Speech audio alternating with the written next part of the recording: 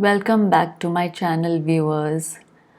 In today's episode, we'll talk about the bright side, the happy stuff.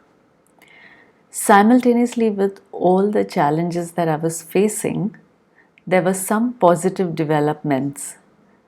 The effect of these positive and negative events worked like a seesaw, similar to when the bulls and bears in the stock market pull the index up and down in an endless dance. Even though the human mind responds a lot more strongly to negative events, I did start blossoming in Bombay. In spite of the anemia, cognitive and physical challenges, in spite of the resulting low self esteem, I was discovering the joy of creativity. Luckily for me, the philosophy of the Godrej schools perfectly suited me. Their philosophy involves stimulating the imagination of the child and encouraging all-round development.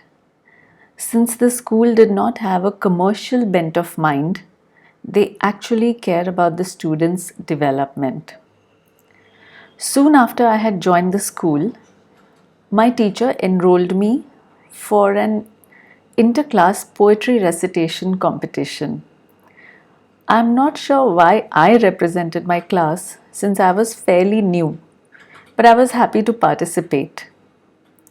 I still clearly remember the poem and all the animated, exaggerated actions and gestures that went with it.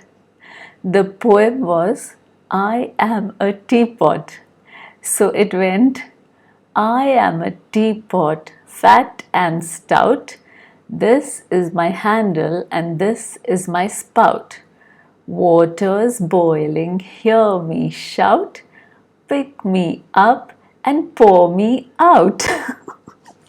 So I did the action with my arms for the handle and the spout, and for picked me up, like I went up, I lifted up my heels, and for pour me out, I bent sideways like a kettle that is pouring out tea. So that was a lot of fun for me, the practice and the actual participation in that competition. I was thrilled to win first prize in that competition. The prize was a nursery rhymes book. Since I was just learning English, I was learning to read also, just newly. I opened the book tentatively. The first poem in that book was Baa Baa Black Sheep. As I read the first word in my brand new book in my prize, I couldn't make sense of it. Ba? I asked my mom what was ba. She had no idea either. I was wondering if I misread. I searched my memory forever, having heard such a word. But no. I wondered how I would read my new nursery rhymes book if I could not even understand the first word.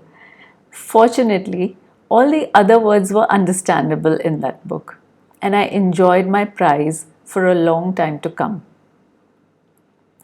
Needless to mention, after the bare and basic Dapchari school, the Udayachal school was a delight to the senses. The architecture was visually pleasing. The property, the Godrej property for acres and acres, was semi-private and had been beautifully developed. Lush green hills, natural beautiful landscapes, and landscaped lawns stimulated the visual senses. It was an environment ripe for nurturing a growing child's mind. The schools were beautiful, the layout of the entire property was beautiful, and we had these lovely migratory birds all over the landscape. All in all, a very nurturing environment for me. I rejoiced in all the delights that my new surroundings offered. We would explore this vast complex, searching for mysteries, like in the Enid Blyton books, like the Famous Five and the Five Find Outers. We foraged for berries and fruits, of which there were plenty. We had little picnics in the little wood near our house. We played catch and cook, badminton, hopscotch, throw ball, skipping, tossing the ring, tossing the frisbee. We felt safe. We felt happy. We had a neighbor, Jean, who was a few years older than us. During summer break, we would gather around her after dinner at night, and she would narrate stories to us that she created impromptu, on the spot. What was unique was her narration style. She would ask us to close our eyes and imagine the scenes in vivid detail, aided by her descriptions. This was to form the foundation for my identity as a storyteller and writer. As I got older, I took on the role of storyteller and would regale my friends with stories as we walked home from school. Many an evening was spent surrounded by younger kids as I told them stories about secret countries that existed underground, about the doll people that lived there, about how we had found the key to their world and visited them, how they needed our help, and how we needed to fly skywards to meet the fairy people so that we could help the doll people. I had a lot of fun making up these stories and narrating them to the little children. While I was still in first standard, I was also selected for the inter-school drama competition. Now, I'm not sure if that was a competition or it was just a, presentation, but it was a big deal. So till date, I don't know what that skit or that play was actually about. But I delighted in playing the role of a parrot for that play. At one point in the story, towards the later half, birds were flying around on the stage and I was one of the birds. So we were called for practice every day. And I would wait for my cue to go flying across the stage. That was my moment. I had gotten a taste of what it felt like to be on stage very early in my life. Very few feelings compare to that. On that day, on the day of the competition, I wore my super green parrot outfit and put on lipstick for the first time, super red lipstick. It was thrilling to wear that newly stitched, lovely outfit that day with the parrot face sitting like a cap on my head. Then we got into a train and the teacher fretted that I had eaten up my lipstick.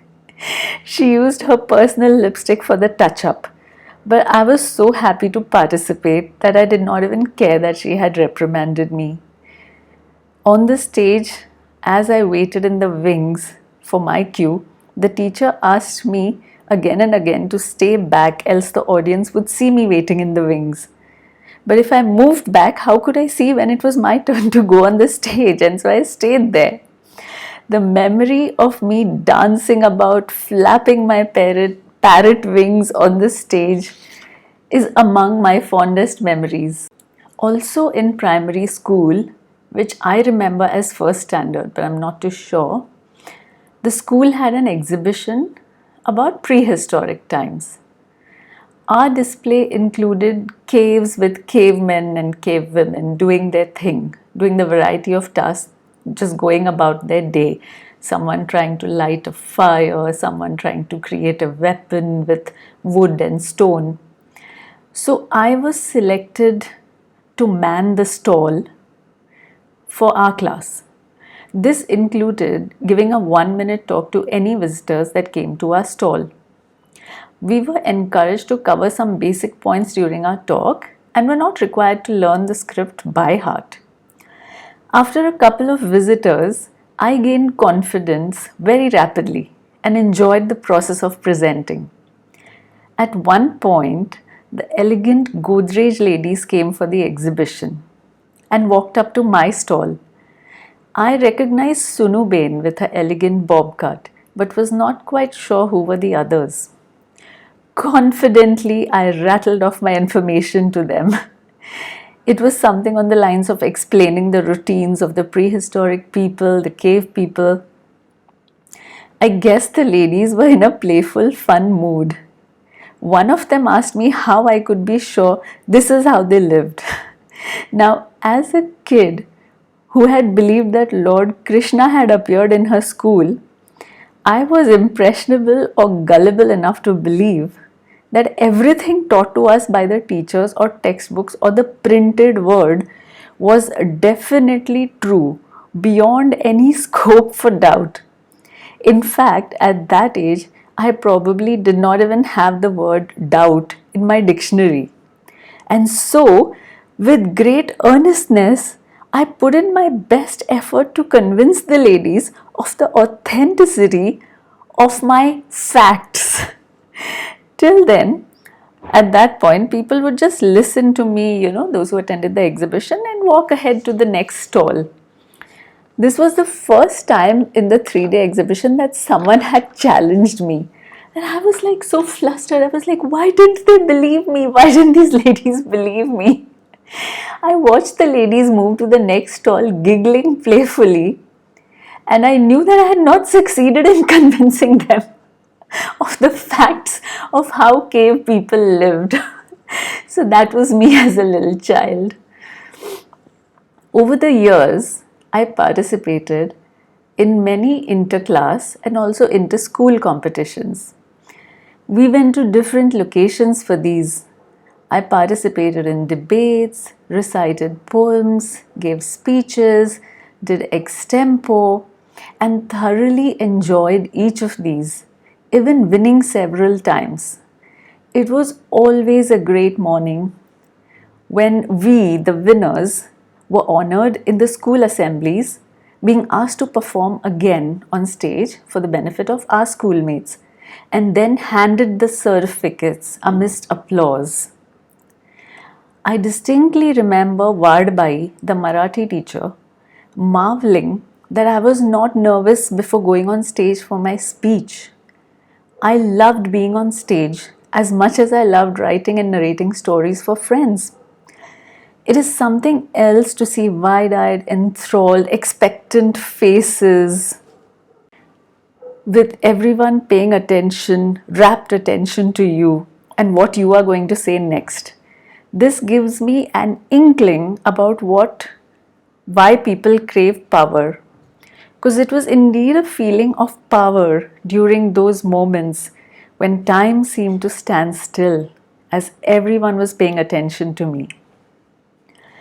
I'm so glad that the philosophy of the Godrej schools was to give as much importance to co-curricular and extracurricular activities as to academics. One thing I always miss about school is the assembly gatherings.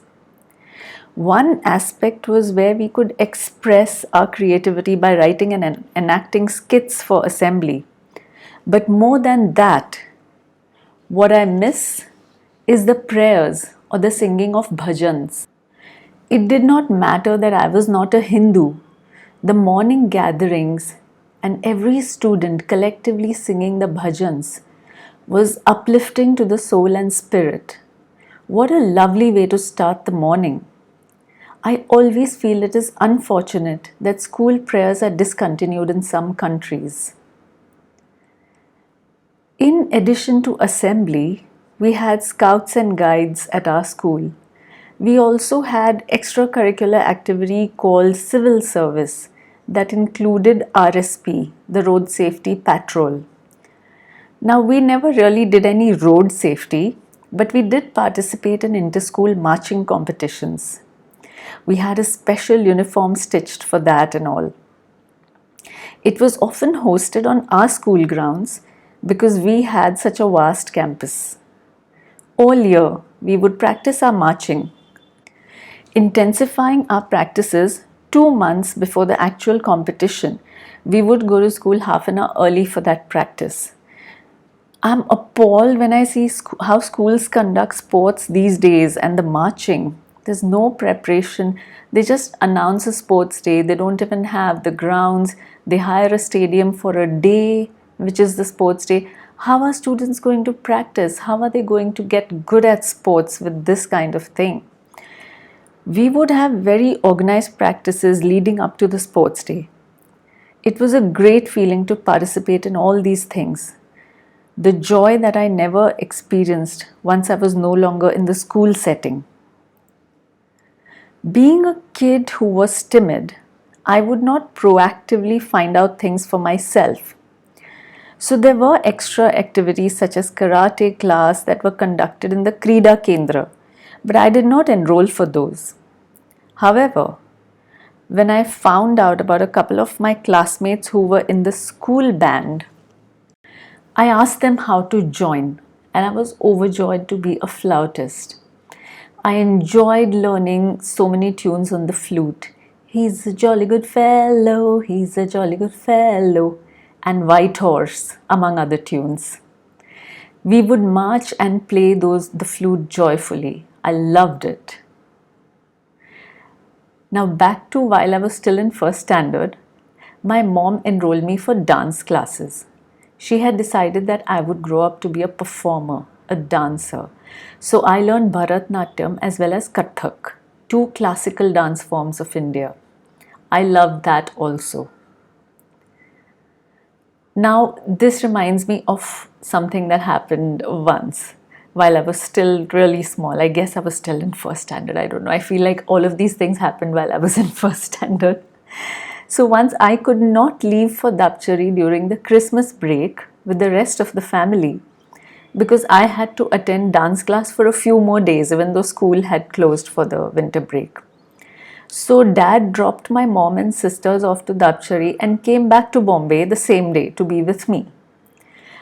Dad was supposed to also buy me a birthday dress before we left for Dapchari because my birthday is one day before New Year's Eve. When Dad brought home a beautiful pink box, I peeked into it excitedly. My birthdays in Dapchari were always a fancy affair by kids' standards, especially by rural kids' standards, for me at least. Earlier that year, my mom had stitched me a beautiful blue frock from a new kind of synthetic fabric that had just been introduced, which was called China silk. The pattern on my frock had little self-colored rose bunches that were webbed, meaning there were teeny tiny holes, net-like designs all over the dress at regular intervals. It was a typical thin, flimsy material, how synthetic, like how these rayon and all of these materials are. Now, my dad, being a typical man, was not paying attention to the little things the way moms do. So, the day my dance classes for the year were done, we set out for Dapchari on dad's Yamaha motorbike. So, dad was not paying attention to what I wore, how I dressed.